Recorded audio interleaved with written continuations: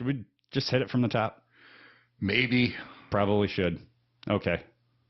Starting over. You're listening to episode 40.5 of Stay on Topic. I'm Chris Gill, here with James Post. How you doing? And Bob's in the kitchen making a sandwich. Yeah, sometimes that guy, just thinks with his stomach. I don't know. And he leaves shit out, and you got to put it back in the fridge before it spoils. That's true. So we got to keep this one nice and tight. Yeah. I can be found on the Twitters at Gill Test Trophy and James. At PostJam9. And James Post, Chris Gill, both on Facebook, as is our very own Stay on Topic page, because we're sort of professional. Sort of.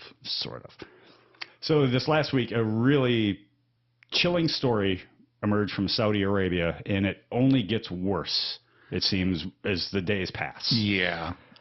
So you have Washington Post columnist Jamal Khashoggi, and I'm hoping I'm saying that correctly. That's what I've heard most frequently. Here's a guy who was known for being, for one thing, a courageous journalist, but also a strong critic of the Saudi government. And at some point, allegedly, they decided they'd had enough because he entered the Saudi consulate in Turkey and never left. No, and as the reports came out, first the Saudis claimed to have no knowledge of this whatsoever. Yes. Then it became, well, yeah, he was there. And then days later, it was, okay, he was there, and there was a physical altercation. Yeah, an interrogation at one point. Interrogation that went too far. The story just kept getting worse and worse and worse. Yeah. And, you're left to wonder. Yeah, and this is a story that within the first, 24 hours, Bonesaw had been mentioned. Yeah. And yet it continued to get worse. And no body has been produced yet. And I'm not saying this to be flippant, but it's a very real concern given some of the evidence that's come out, or even body parts. Yeah. There are reports of beheadings and dismemberment. Yeah. And this is one of the fighters for truth on the front line. Yeah. And, it's, to me, and I imagine still for you, Chris, it's personal. Very much. When a journalist is murdered for doing their job. Yeah. And especially this one that was so staunch in his stance against the prince. Yeah. And against what, according to many, if not most people, is and has for a long time been an incredibly corrupt authoritarian monarchy. That, and also a monarchy that sends mixed messages towards the West. Yes. Constantly. The most glaring example, their involvement in 9/11. Yeah.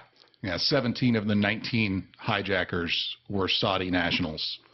Yeah. And never really any consideration of holding them to account other than, the lawsuit that went on for almost 20 years. No, in fact, the only planes in the skies after 9/11 were Saudis going back to Saudi Arabia from America. So we've always had this really bizarro, strained relationship with the monarchy over there. Yes. But this, to me, this is... You could not prove that the Saudi government was in any way involved in 9/11, even though there are some pretty strong indicators. Yeah. But this one, man, this... Yeah, if you're going to murder somebody in Turkey and you're a representative of the Saudi government, what better place than on the only 5,000 square feet in Turkey that's actually Saudi soil? Yeah. The response has been pretty tepid from our government. Yeah. And we don't need their oil. No. But a lot of our allies do. Yeah. And that's kind of been the justification for not going full throat after them. I think we have defense contracts with them, like $4 billion annually. That's also a strong consideration. Well, and as is the idea, at least, that they're an ally against Iran, which, I've seen pointed out by people smarter than me on Twitter. We're far more important to them as an ally against Iran than they are to us. Exactly. It's more of a my enemy's enemy is my friend kind of relationship as far as that's concerned. We only have one real ally over there. Yeah. So I don't consider the Saudis allies whatsoever. If I'm in a jam, the last place in the world I'm going is to a Saudi consulate. Yeah. It's like, but we're allies. Not really. No. But that's been probably the most gut-wrenching thing I've been following this past week. Yeah. Also, pretty gut-wrenching are the purging of voter rolls. Yeah. That's been pretty rampant, particularly in Georgia. Yes. Not that that's a new thing in Georgia. No. In fact, it may be, it's an old thing in Georgia, a early 20th century thing in Georgia that's just kind of carried through. But close to 400,000. But they hadn't voted recently. Or the excuses keep changing. Yeah. They hadn't voted recently. They changed addresses, which many of them didn't. That's really concerning. And you don't purge somebody from the rolls because they change addresses. You keep trying to contact them to re-register. I get those cards in the mail. Yeah. Yep. That's a huge concern, and it kind of leads into maybe the main topic. But just... Do we have a main topic? Do we ever? Nah, hence the name. Yeah. Yep. But just this idea of minority rule, which we seem to have slipped into. Yeah. And I think that was really punctuated with Brett Kavanaugh being named to the Supreme Court. Yeah, and, that's the most obvious and most recent example, but, just the feeling that we live in Trump's America right now, and yet he really only has a voter base of about 37 to 39%. Yeah. And yet he's driving the conversation in the House and the Senate and now the Supreme Court.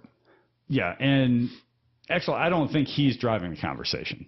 I think some very clever GOP members are kind of taking him by the shoulders, pointing him in the direction they need him to go, and stare the laser pointer on the wall they need him to look at. I don't know. I think I would feel, if I could believe that, I would feel better about the world than I do right now. If I thought there was some grand conspiracy steering him in a direction, that would be one thing. I'm kind of thinking it's just kind of the cat following the laser pointer dot. I mean, I don't know. It just seems to me, I mean, I've never viewed Trump as an evil person with he's not religious. So he doesn't have these built-in religious biases against certain groups. Yeah. He's in it for himself, which is, I guess, a form of evil if you follow the Catholic or Christianity. But I don't think he really wants to or is intent on writing laws to make it more difficult for the LGBT community to just become a greater part of society. Like, those laws look like they're getting rolled back. Yeah. They're looking at rolling back Medicare, Medicaid, Social Security.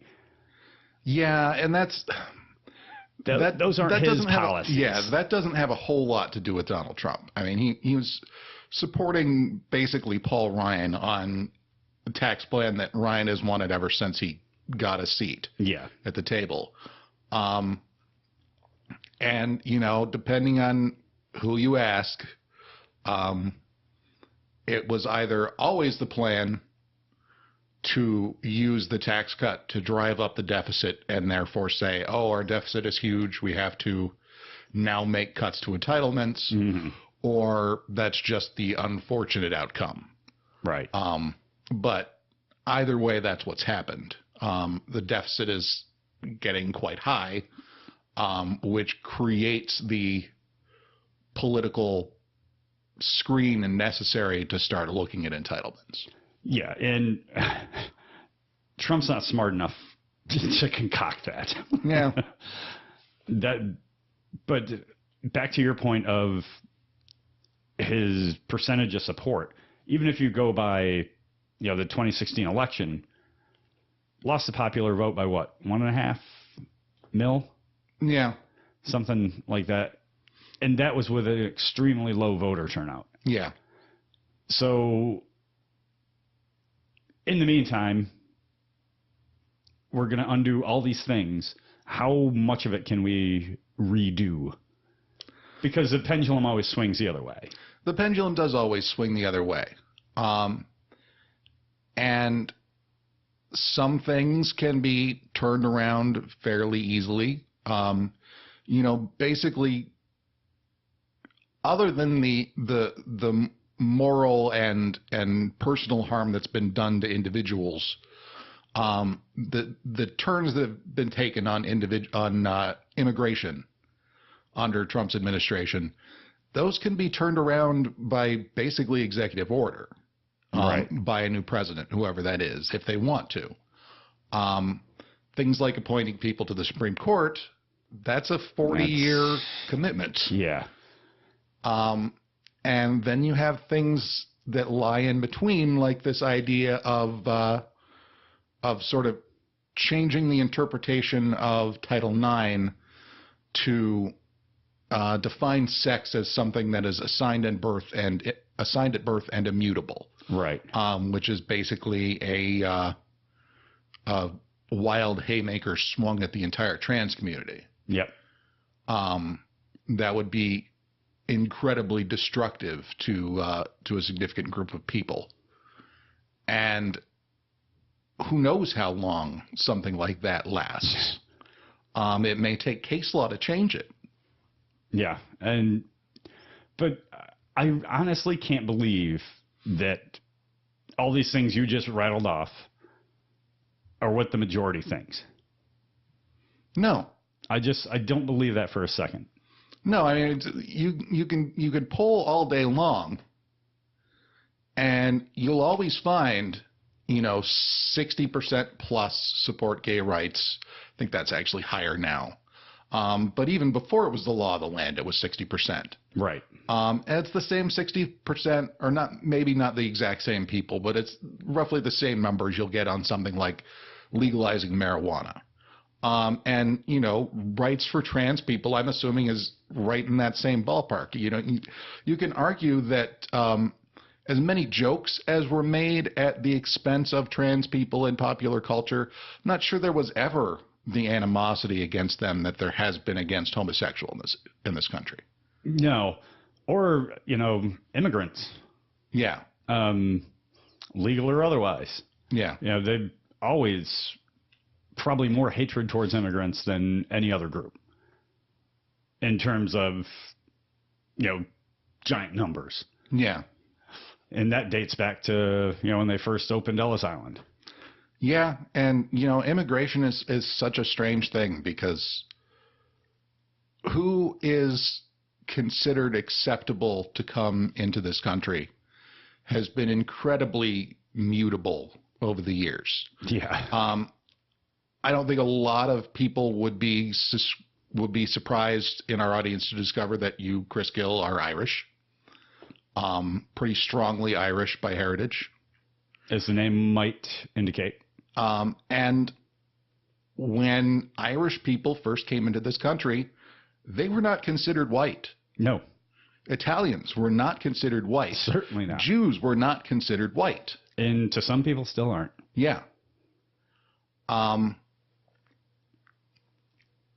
That once people become, I don't want to say assimilated because that term has been sort of misappropriated by people on the anti-immigration side, but once they become sort of integrated into the political space, they get redefined as white.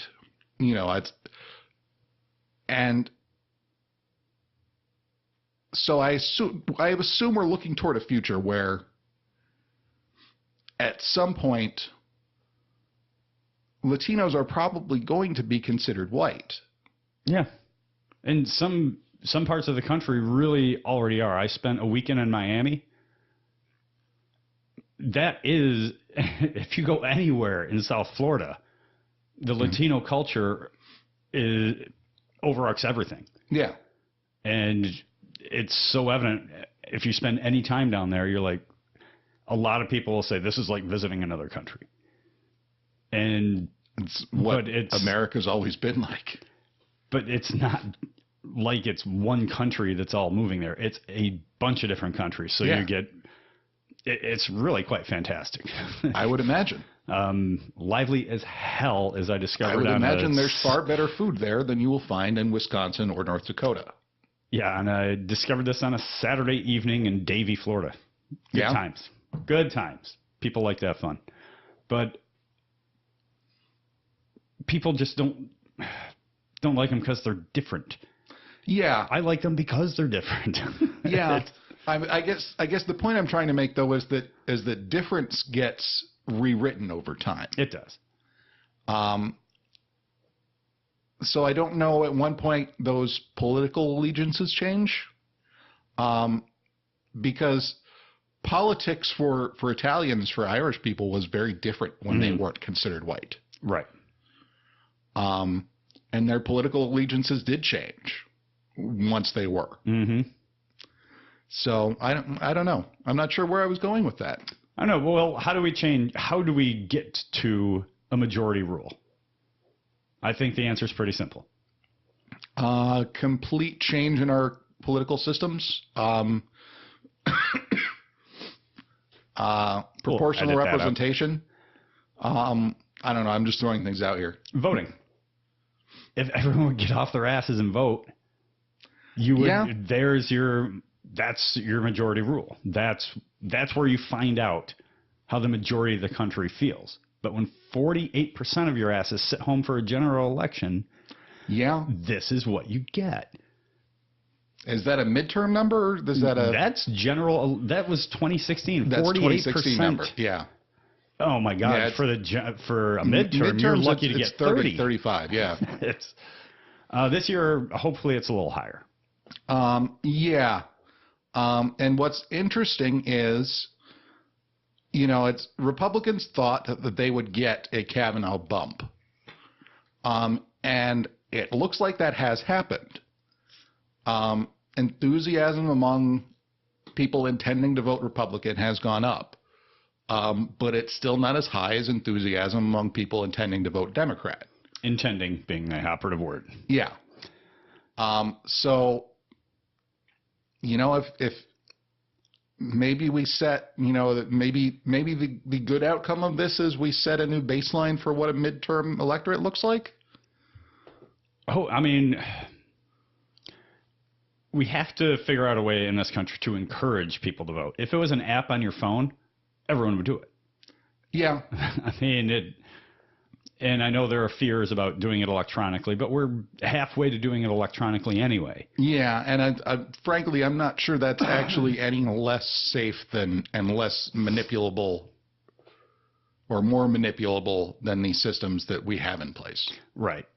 But, yeah, if we need to engage people to vote, make it easier for them. But you're not going to get those kind of laws written with the GOP in charge right now. Yeah. It's in their worst interest to do that. It's the most obvious thing. Why can't we vote on a fucking weekend? Yeah. Why is that so hard? I know. As for me and for a lot of people, or make it doesn't make a difference. First Tuesday national holiday. And that's the other thing. And I understand it. You do run up against religious issues. Whether you're going to set a vote on a Saturday or a Sunday. Right. That's a holiday on election day would solve that problem. Yeah. And having worked in manufacturing now a bit, I know manufacturers would hate that. Yeah. Because that's another day of productivity lost. But, you know, the people that own and run manufacturing plants are a pretty small number. But, yeah, the bottom line is we need to get more people to vote. Yeah. You know, I think a podcast like this one will make that a national war cry.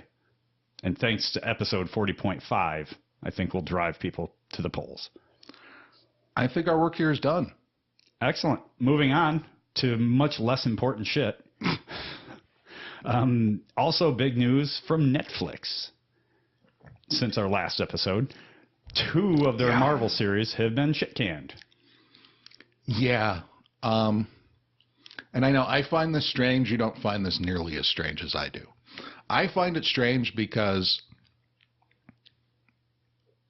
in terms of Iron Fist, obviously no one was terribly happy with the first season. That's putting it very kindly. Yes. A lot of work, and I'm assuming some money, was put into retooling that for a second season. Brand new showrunner. That by all measures that we have access to, being, you know, just online measures of viewer opinions and critical opinions, was largely a success. And a lot at the end leading into what to me is even more interesting territory. I really like the cliffhangers at the end of season 2. Yes. And yet all of that is over now.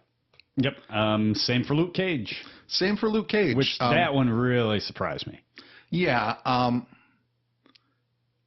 Luke Cage, season 1 was strong.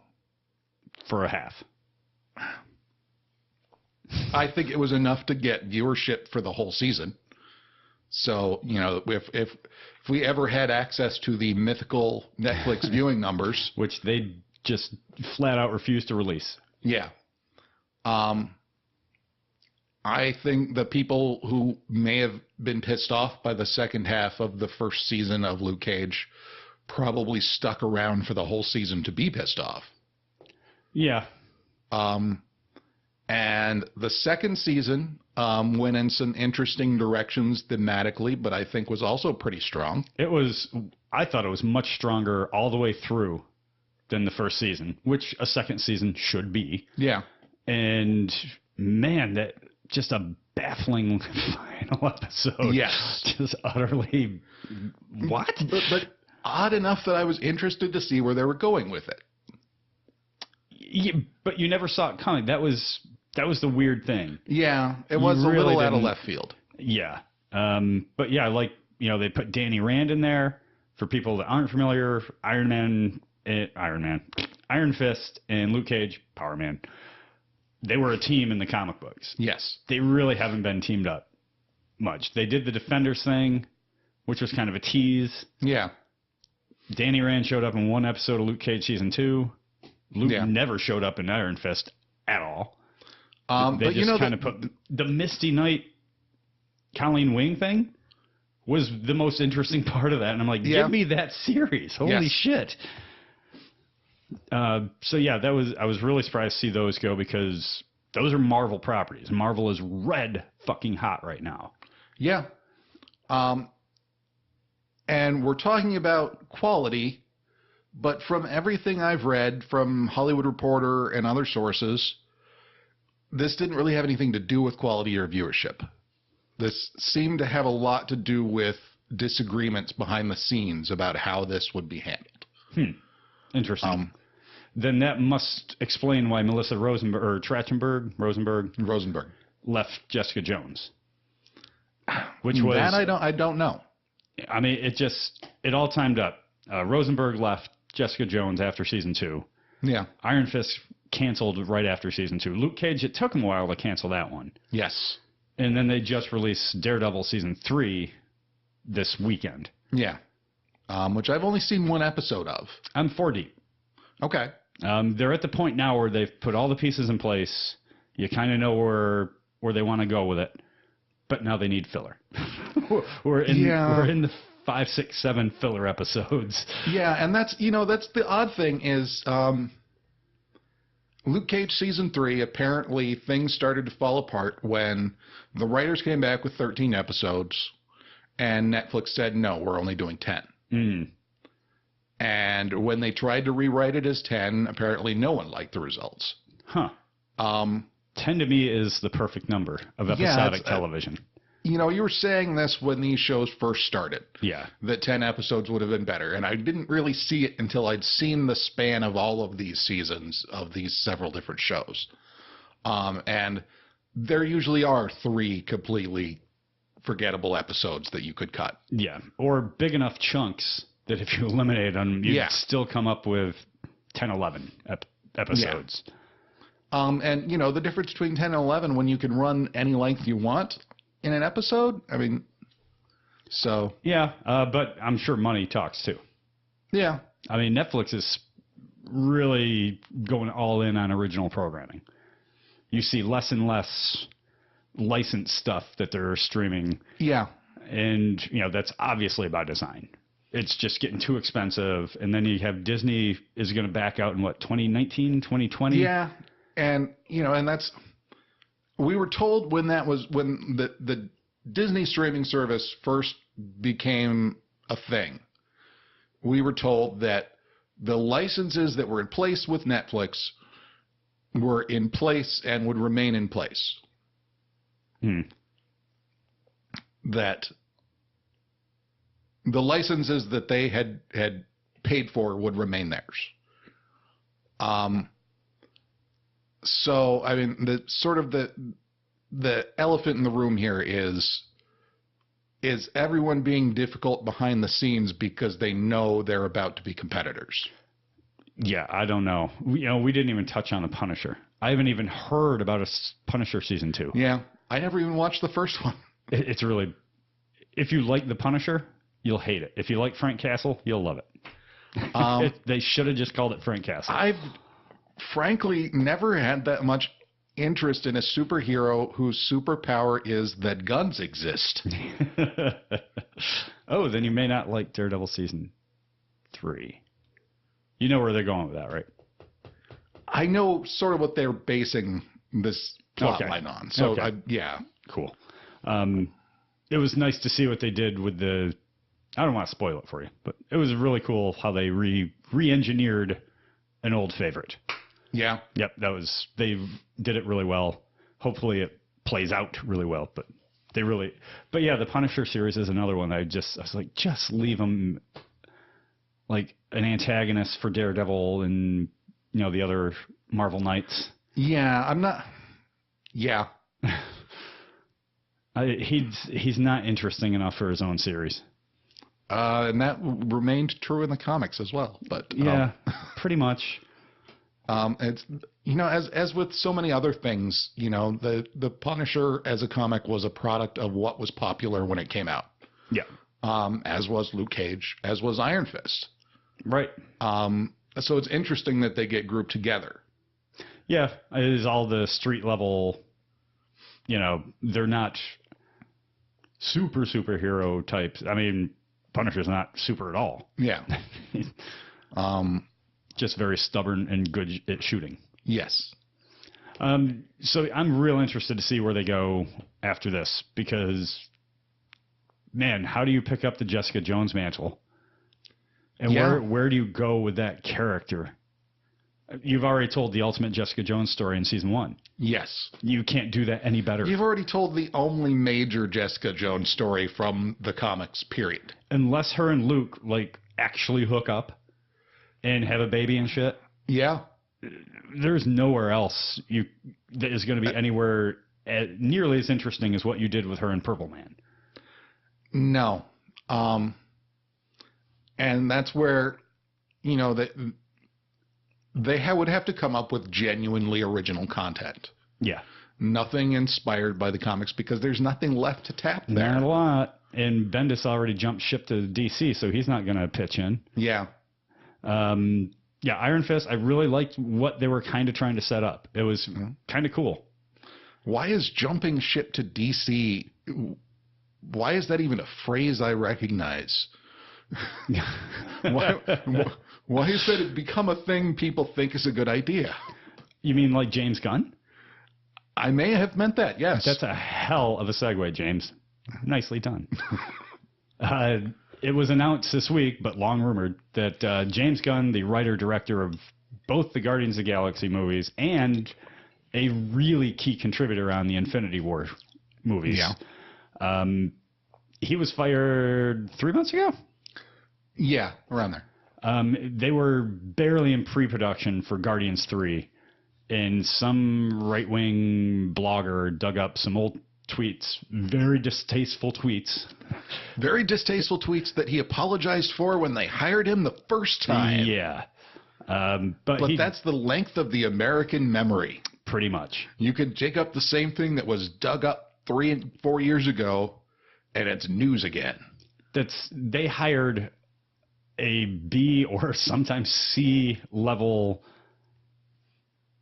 horror movie guy. Yeah. Who was known for being edgy and provocative. They wanted that edge and that, the little hint of naughtiness in the Marvel universe. Yeah. That's why they hired him. And they fired him exactly for that. Yeah. So that's a huge, massive loss for the MCU. But maybe DC's gain. Warner Brothers hired Gunn to write the script for Suicide Squad 2. And God bless him if he can pull that off and make some kind of sense out of it and get the director that can translate that, Gunn's mannerisms and everything onto the big screen. I don't know where you go with that franchise because it was so bad the first time around. And bringing in a hired gun writer, pun intended. Nice. You're on it today. No matter how good James Gunn is, and he's very good, he's still stuck with the casting. Yep. With the established plot lines. Mm-hmm. And the stories. Yeah. So, I don't know. And the helicopter crashes, maybe? Is that a thing? Yeah. I don't know how you save Suicide Squad. I don't know how you save anything in the DC cinematic train wreck. Yeah, it's pretty bad right now. This isn't the first time that Warner Brothers has had to go to the Marvel well or a scrap heap. Yeah. To try to punch up a movie. Joss Whedon famously wrote and directed the first 2 Avengers movies, the tentpole movies. They burned him out. He bowed out of doing any more Marvel stuff. DC asked him, hey, can you help us with Justice League? And the answer turned out to be no. Nope, not really. Nope, not so much. But that circumstances are a little different. Whedon had all the footage shot. Yeah. Most of the VFX were done on the stuff. They had so much invested in it at that point. They hadn't even started on the mustache removal at that point. Don't say the VFX wasn't done. Have you seen the video? There was a video that was out in just this last week where someone used an app to remove Cavill's mustache. That looked better. Than it's using the deep fakes technology. Oh, shit. That's troublesome. Yeah, the technology where a machine learning system can look at a bunch of photos of a person and then replace another person's face and video. Quite convincingly, which has been used in some very unfortunate ways. And real scary to think how it could even further be perverted. Yes. Global catastrophe type thing. But the point being, this is a piece of, technology that requires really minimal, even human input, and yet it outdid the work of a giant VFX company. Yeah.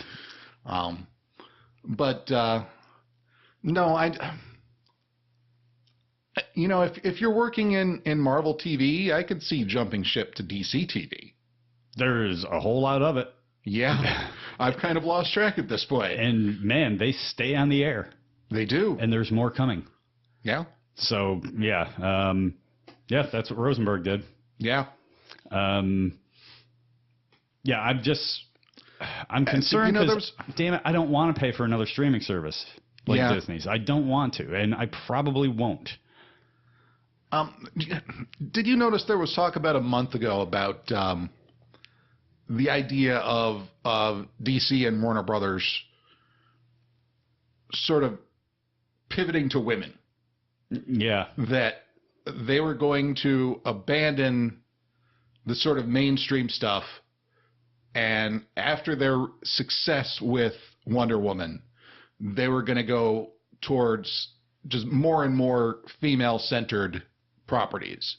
I can see that as a possible way of sort of refocusing Suicide Squad around Harley Quinn, making that a female-led property. When you had mentioned Wonder Woman, I was going to say, actually, I think the boost they got from Harley Quinn being in Suicide Squad 1 was so big.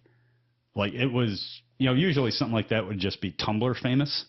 Yeah. But that really hit the mainstream. And women loved that character. Yeah. Can Gunn write for women? I don't know. But, my first thought when somebody says, hey, we need to make more female-centered superhero movies is, when the fuck is somebody going to hire Gail Simone? Yeah. Is she a screenwriter?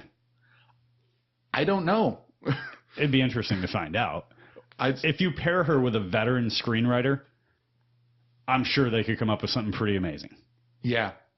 Whether it's, Birds of Prey or, really anything. Yeah. She's just an amazing writer. Yeah. What she succeeds so well at is tone and the story behind the story. Yeah.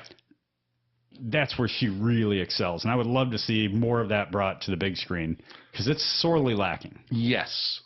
Whedon tried his damnedest in Age of Ultron, but it just got buried. The Russo brothers, I think, did a really good job in the first Infinity War. Yeah. Of, the heroes are the ones that are going to put one life against the other. That was a common theme throughout. Yeah. But yeah, there's way more to be done with that.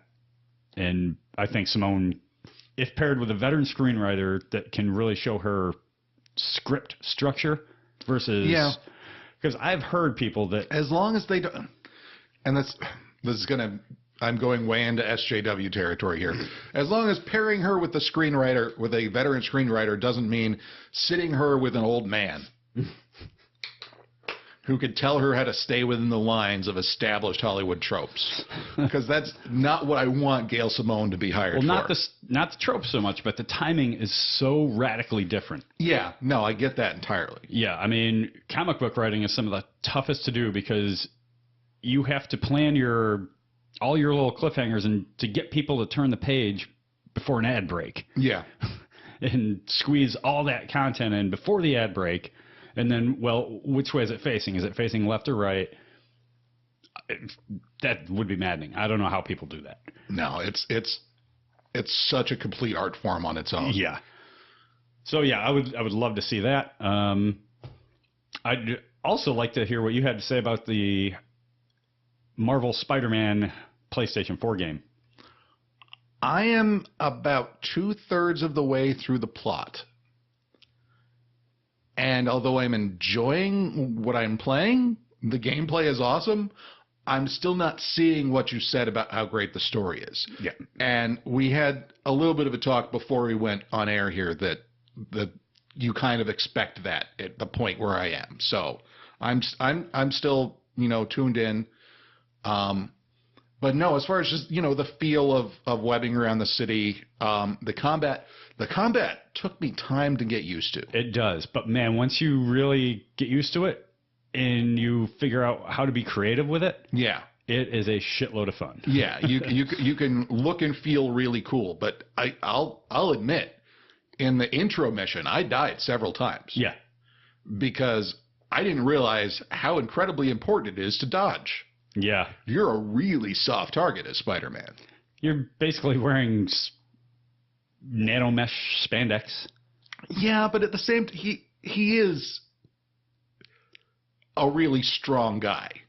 He's a guy who, most famously could be crushed under a collapsing building or cave and lifted up. So to me, that requires a certain amount of physical resilience. I feel like he can take some shots. Not bullets, though? I don't know. I'm not sure how that's played out in the books. I was never really a big Spidey reader.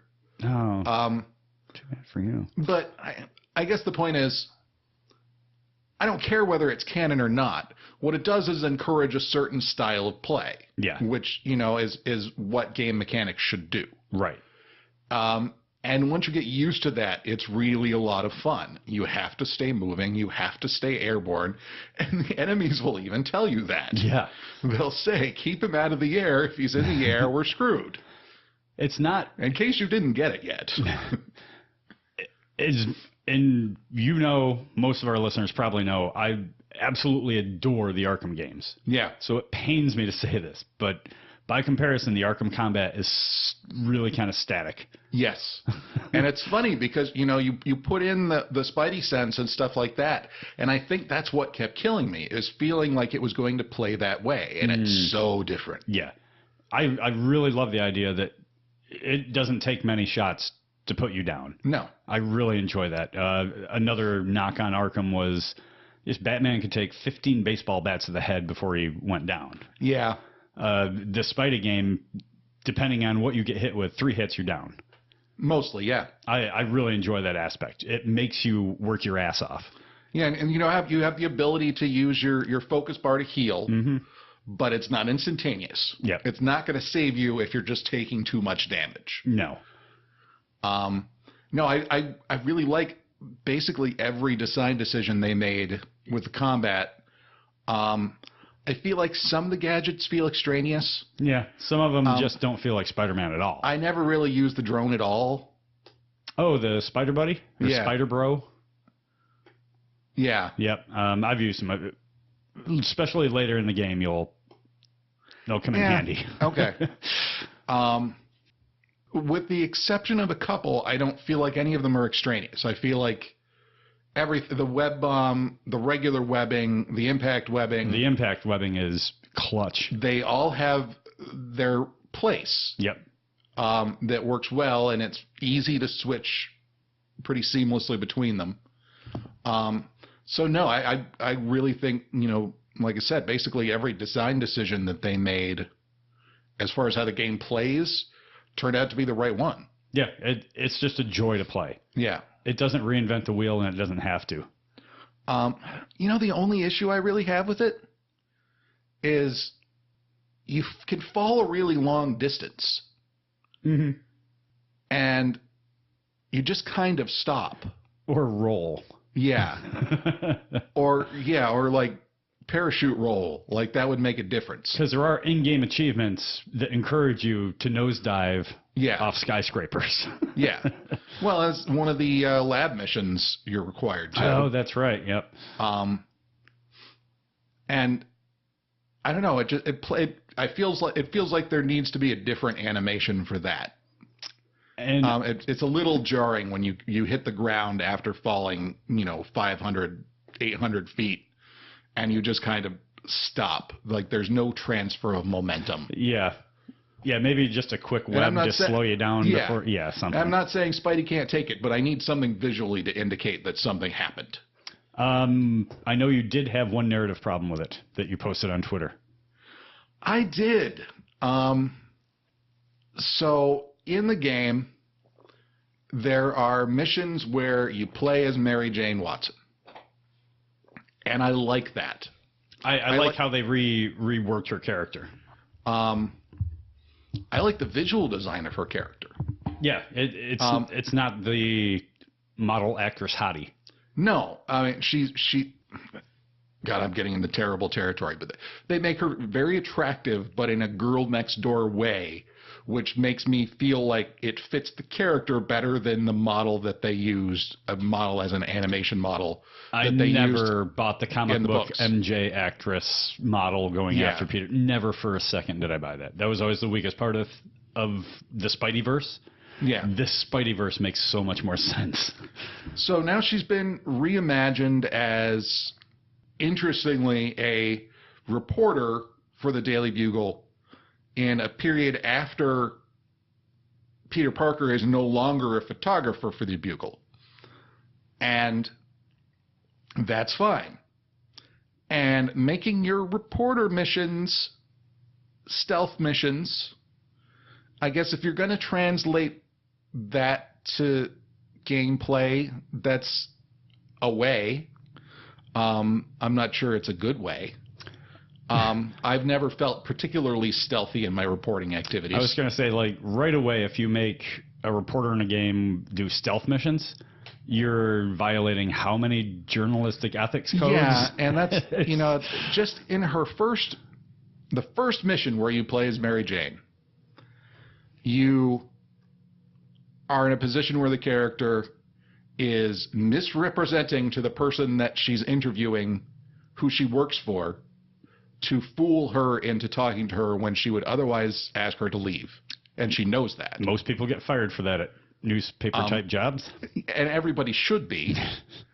And then she's looking for documents which she finds by manipulating and unlocking a locked compartment. So that's a crime. Yep. As is then stealing the documents. To be clear, for those out there who are not familiar with the world of journalism, this is not how we operate. If we did, we'd be going to jail just like you are. There's no journalism get out of jail free card for stealing documents so you can write a story. If they had made her like an independent blogger and she did this, that'd be way more. Yeah, I still wouldn't really like it. I wouldn't like it, but it would make more understandable. sense than, an accredited member of the media doing this shit. And I said on Twitter that she also finds herself in the midst of a spectacular armed robbery involving masked men with some sort of superpowers, and that she doesn't cover it. Yeah. Maybe she does, because it does appear in the Bugle. Oh, okay. Wait. And there's a picture of them. There's a picture of the, what do you call them? The negative demons. man people, demons. I don't know where they got that picture, because we never see her take any. Security cam footage? Yeah. We never see her take any pictures of the spectacular robbery she's in the midst of. We never see her record anything. We never see her take any notes. So she's in the middle of a story, effectively trespassing, since, she misrepresented who she is. Since she got on the property under fraudulent purposes. But anyway, it really bothers me. I could tell that did not sit well with you. I did love I added the SPJ, the Society of Professional Journalists, who set the. They don't have any enforcement power, but they're the sort of watchdogs. They're sort of the guardians of the code of ethics that journalists live by.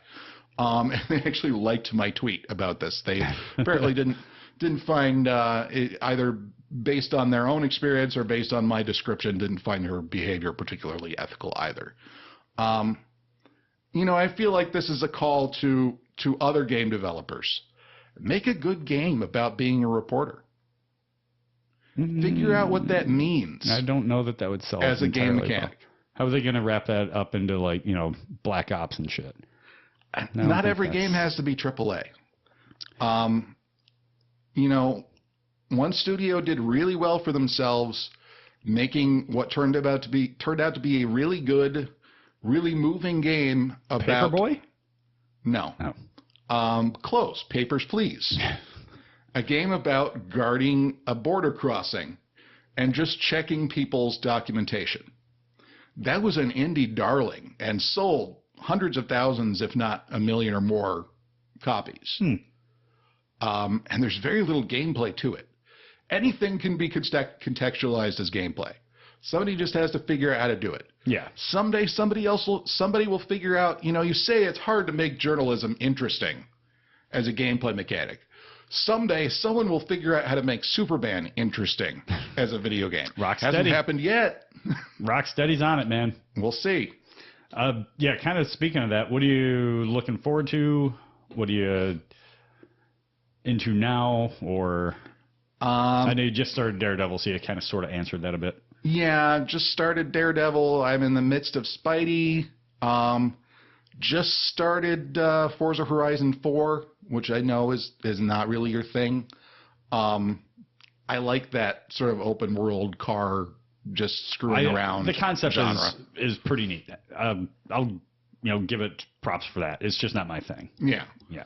And it's it's even as arcadey as you think the main Forza series physics are. Goodness. This is more so, although compared to like what the Burnout games used to be, this does have settings where you can set it more towards a sim side than anything like that ever was. Ridge Racer or any of those.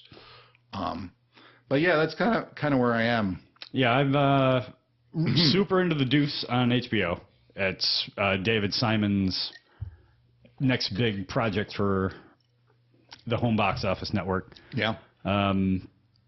It's just great. I love how he structures things. And are you familiar with The Deuce? I'm not. It's about the 1970s in New York City, the rise of pornography and how it destroyed an industry of pimps and mobsters. Huh. Super interesting. So no connection to Deuce Bigelow. None. Okay. The Deuce, I guess, is a stretch of Times Square. It's a nickname for a stretch of Times Square back in the 70s. Okay. Kids, when you go to Times Square today, you would never know it was one of the seediest, grossest places in the universe by today's standards. Rudy Giuliani. God bless him. Times Square. So yeah, totally enjoying the shit out of that. I really love all David Simon's work. And really playing Gran Turismo Sport until December 4th when Just Cause 4 drops. Yeah. So just super into the online racing. A lot of fun. Frustrating as fucking hell, but a lot of fun. Well, you know what? I think we've hit time. I think we have. Do you care to play us out?